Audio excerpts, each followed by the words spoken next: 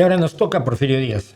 Mira, Porfirio Díaz nace en 1830, tan indígena como Benito Juárez. A punto. Es bueno ser indígena. ¿Qué cosa más grande hizo por el país? Tan oaxaqueño como Benito Juárez. Igual que Benito Juárez, entró a estudiar a la Escuela de Ciencias y Artes. Igual que Benito Juárez, estuvo en el Partido Liberal. Igual que Benito Juárez, estuvo en la masonería. Igual que Benito Juárez, fue liberal toda su vida. Y junto a Benito Juárez, combatió el imperio de Maximiliano.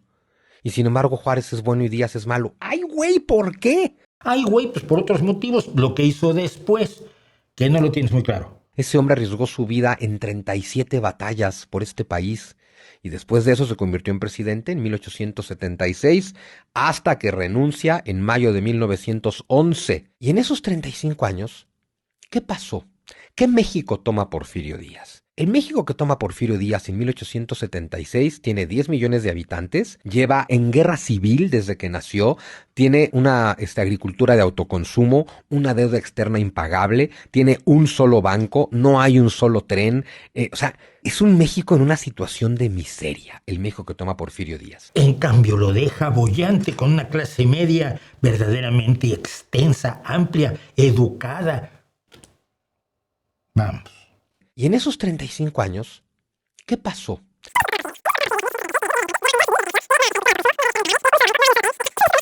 Porfirio Díaz lo primero que hace es poner orden y establecer la paz. Una paz violenta, por supuesto, porque... Paz con violencia. A ver, creo que tú no entiendes muy claro lo que es la paz. La paz es la ausencia de violencia. Si hay violencia, no hay paz. Y el régimen de Porfirio Díaz fue de los más violentos.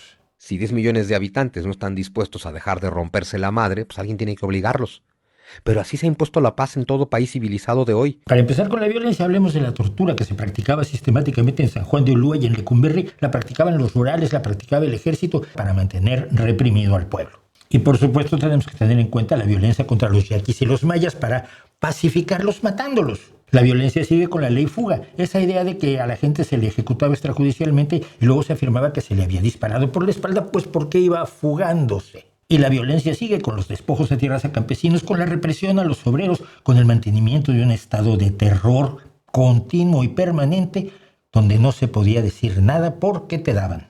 Pero así se ha impuesto la paz en todo país civilizado de hoy, con un gobernante suficientemente fuerte como para decir, si ustedes dos se van a romper la madre, se las rompo yo primero a los dos. No, así no se ha pacificado todo el mundo, afortunadamente. Estudia un poco de historia universal. ¿Qué pasó en el porfiriato? Porfirio Díaz trajo teléfonos, telégrafos. Los teléfonos y telégrafos sirvieron principalmente para que el gobierno tuviera un control más férreo sobre la población mexicana, para que no se le salieran mucho del huacal, y para ello dio enormes concesiones a empresas extranjeras de telefonía y de telegrafía que beneficiaron fundamentalmente no solo al gobierno, sino a los grandes terratenientes, a los industriales, a los ricos, a todos menos a la mayoría. Cines, teatros, orquestas sinfónicas, ópera. Los cines le llamaron la atención a Porfirio Díaz porque eran una novedad y quiso ser el primer mexicano que fuera filmado. Los cines no eran para los pobres, eran para los ricos. Pero teatros, música sinfónica y otras cosas existían desde muchísimo tiempo antes de Porfirio Díaz, que no inventó la música por si no lo sabías.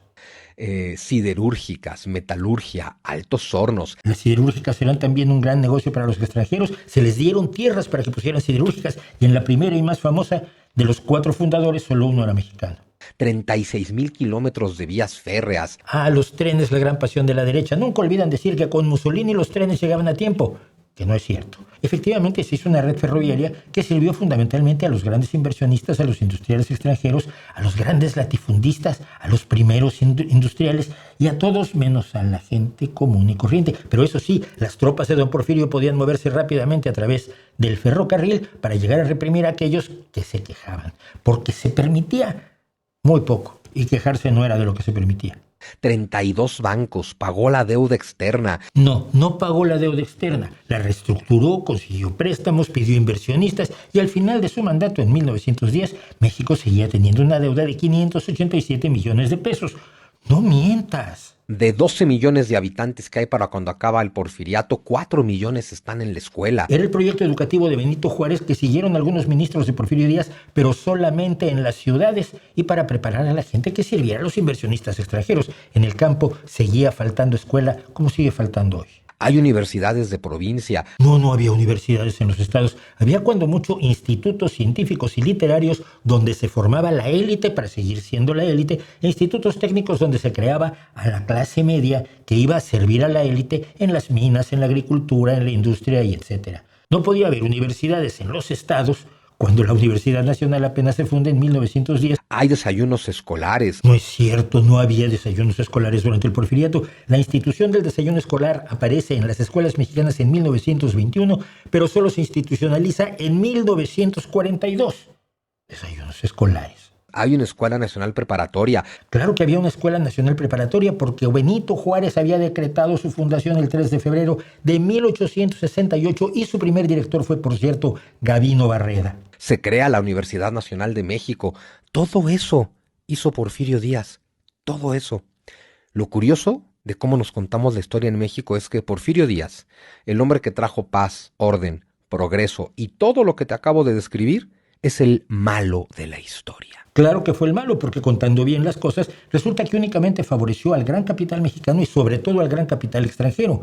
Reprimió, torturó, asesinó a campesinos, obreros y ciudadanos comunes y corrientes y les impidió expresarse democráticamente durante esos 36 años al grado de que provocó, con su necedad, con su violencia, con su odio, una revolución que costó muchos muertos, muchas desgracias en este país y que no habría sido necesaria si simple y sencillamente no hubiera sido un dictador, asesino, torturador, que además se quiso mantener en el poder, contrariamente a los deseos de los mexicanos. Ay, güey, ¿por qué? Pues por eso. Dios mío, aprende historia, chico. ¿Por qué? Pues por eso.